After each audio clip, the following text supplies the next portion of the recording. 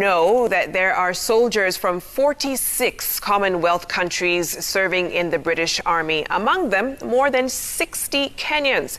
They are deployed around the world, including here in Kenya, where the British Army has a permanent base in the north of the country. Well, this base serves as a training point for freshly commissioned troops to be acclimatized and readied for war. For some, it seems strange to have a former colonial power having such a significant presence in its former colony. But for others, it's a chance to train together against other formidable enemies in the region. Our very own Jeff Koinange traveled up north and spent some time with both British and Kenyan troops and brings us this week's feature, Friends in Force.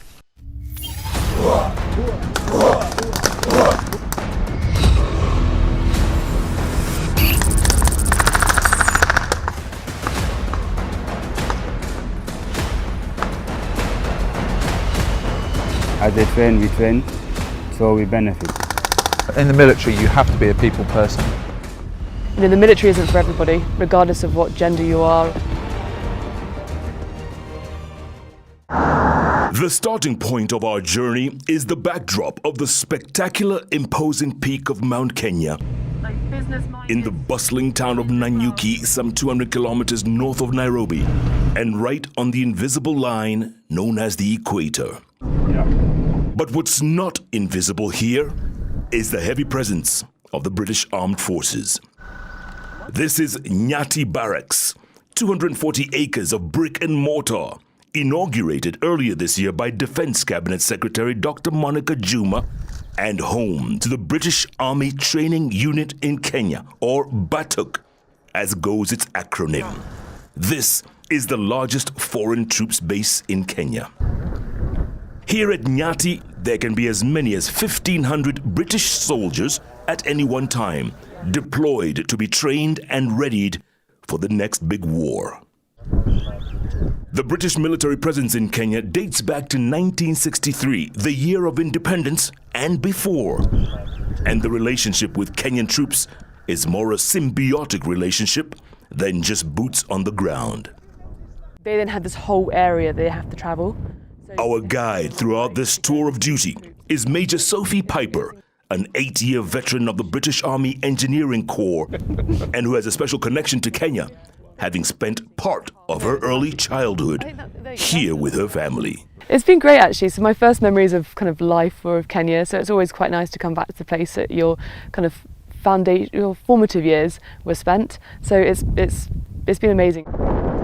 We'll get back to Nyati Barracks later, but first we have to take a quick helicopter ride some 200 kilometers further north from Laikipia County, past Meru County, Isiolo County, and all the way past Archer's Post in Samburu County to a forward military base where joint operations are taking place between British troops and the Kenya Defense Forces. This is a vast land. From up here, you get to appreciate just what the soldiers far down below us are up against. It is not just the unforgiving land below, it is also where the enemy could possibly be hiding. The pilot, Timmy Flowers, decides to land the chopper on top of a flat piece of rock, the highest point above this desert plain. I'm standing at Kanjao, one of the highest peaks in the entire Samburu County. Below me, thousands and thousands of acres of land and the actual training ground for the joint military exercises between BATUK and the Kenya Defense Forces. Below me is where we're going to see real action between the two forces. By the way, I said yesterday, it's Major Piper is only one of a handful of female officers here, and she is quick to appreciate the relationship between BATUK and the KDF.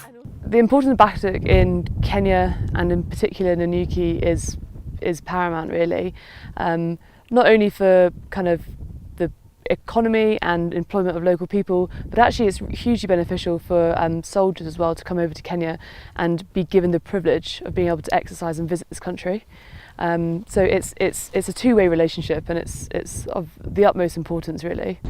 We land at Camp Twiga, the forward operating base for the joint operations, a fully set-up military base right in the middle of nowhere, completely protected and well shaded from the harsh Samburu sun. Colonel Paul Gilby is the man in charge of the entire Batok operation in Kenya. Around here, everyone simply knows him as Shove. Shove first arrived in Kenya back in 1988. 30 plus years and many tours in between later. He is back in Kenya and insists the country offers the perfect climatic conditions for preparing soldiers for the next big war. We want harsh environments because that is about training for the worst case scenario, and the elements are against us here as well as any enemy forces in the future. So that gives the focus of the training to make it hard and prepare the boys and girls to go away to fight for the good and benefit of their host nation. So you only have to look here, and the environment is very similar to Somalia, where we're standing together with you and we have to train together to achieve the effect for both our countries.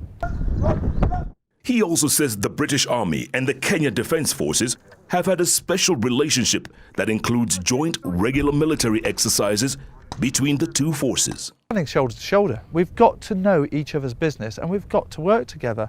And it's just a deep pleasure. I mean, we are a host in this amazing country. You're our host in this amazing country.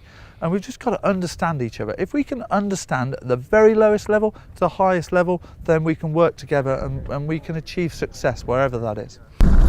We leave the colonel and his officers to prepare for the next day's simulated dawn raid. Dinner is quickly served, British and Kenyan troops breaking bread together as a spectacular sun sets in the distant background. For us, once dinner is over, we quickly look for a place to spend the night. There are few choices here in the middle of nowhere. 1 tent, 6 people, a simple cot, which we have to put together ourselves with a bit of help, and then a net to prevent mosquitoes and other night crawlers from disturbing our sleep. That's our accommodation for the night. Us and the hundreds of British and Kenyan troops spread across these plains. Dawn the next day, and gunfire signals the start of a joint military operation.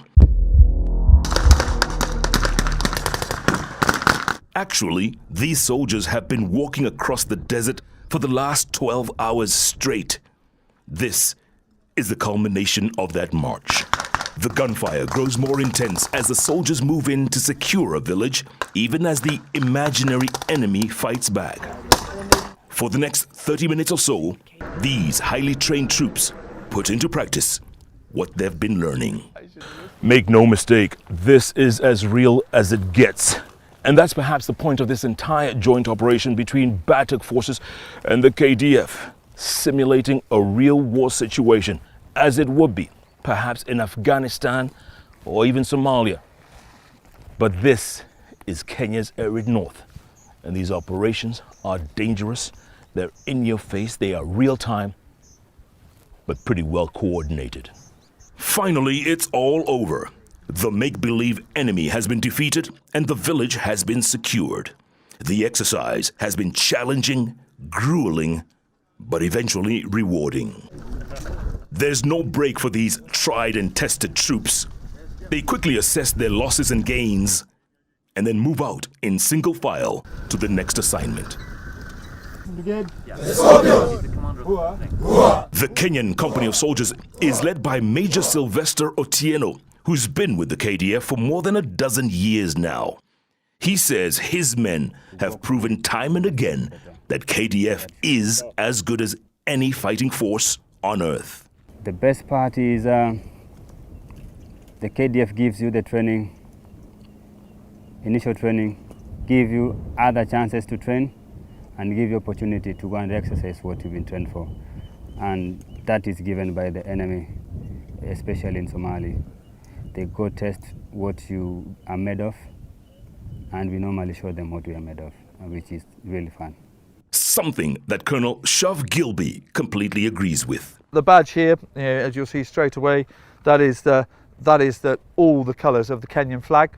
So, and on that badge, which is the Batuk badge, and the cross pangas is warrior brothers together. So that is a symbol of our partnership over many years, that we are warrior brothers together, working together for better peace.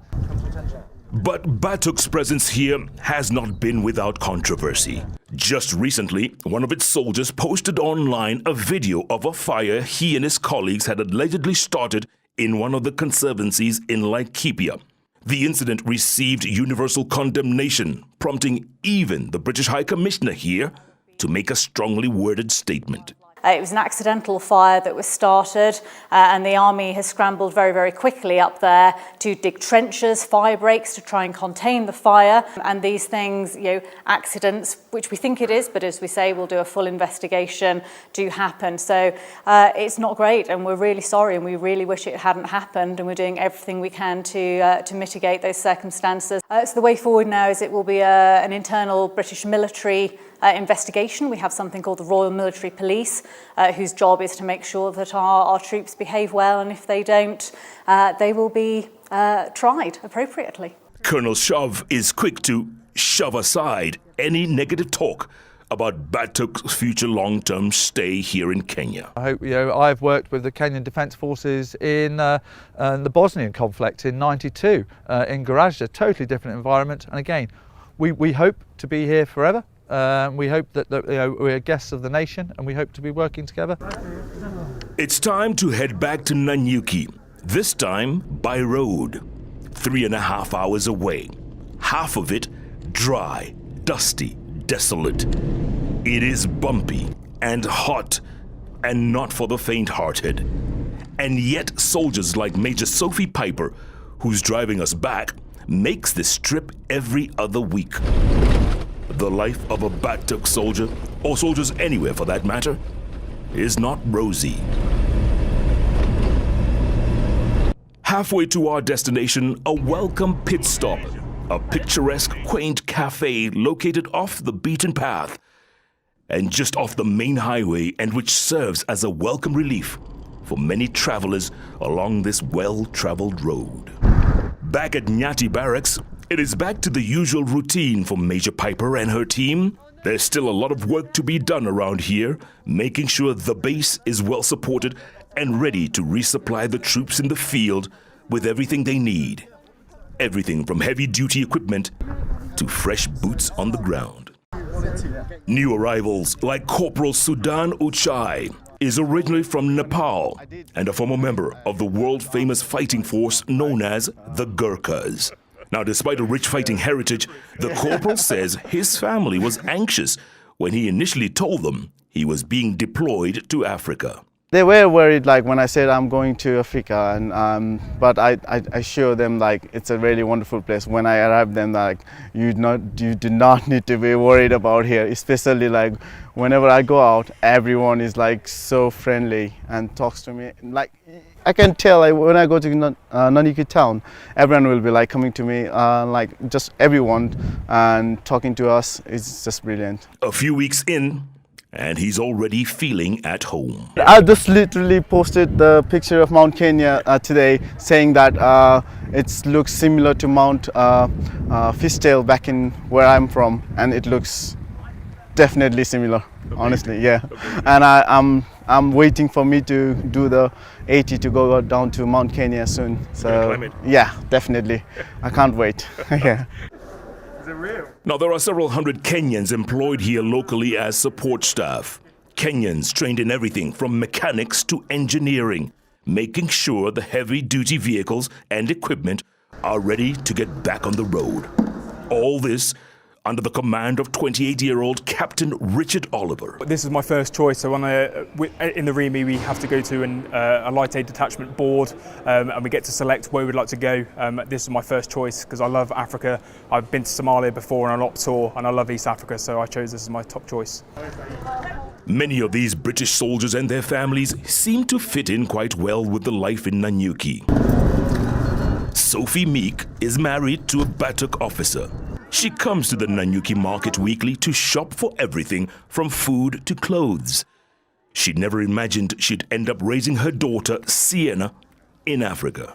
The day that we found out was the day I found out I was pregnant, so it was all a bit chaotic, but it was, yeah, we were really excited. It's been wonderful. We've been made to feel so welcome by everybody.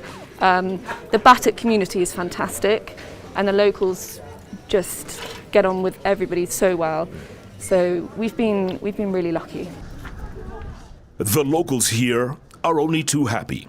Batuk for them means business, and business means the injection of real cash into the local economy here, even in these difficult times of the COVID-19 pandemic. Tutaki wafunge, we want them to be here. Tutaki wafunge, let them stay here. They are good. Yes. They bring our economy in Laikipia mzuri sana. And she's not the only one. These dresses, they belong to Batuk. This skirt belongs to Batuk. These big shirts here, they belong to Batuk. So they give me a lot of work. And I'm very happy, I'm glad. In fact, they improve the economy of this town.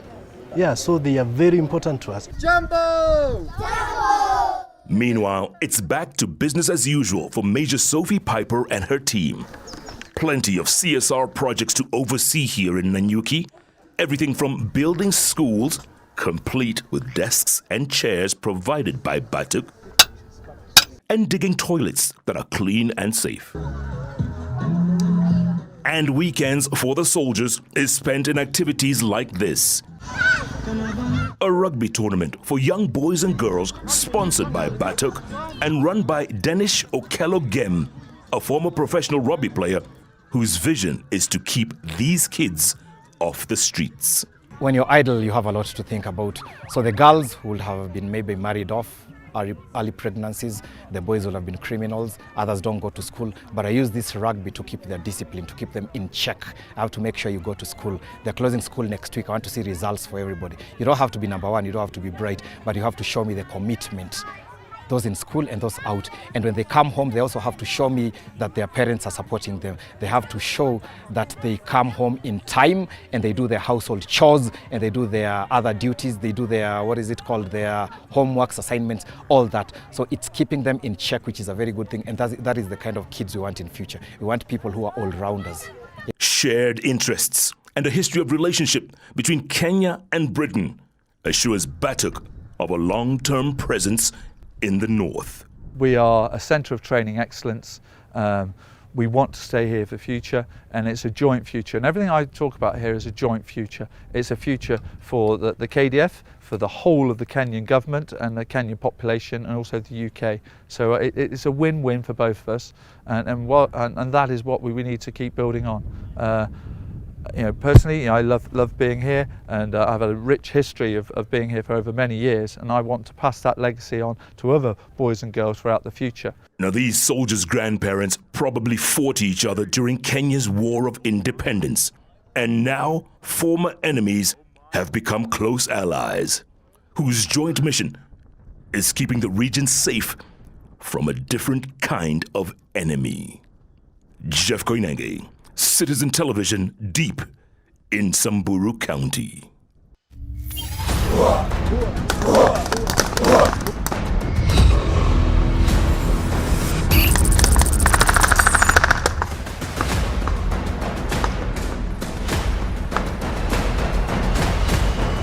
As they train, we train, so we benefit. In the military, you have to be a people person. The military isn't for everybody, regardless of what gender you are.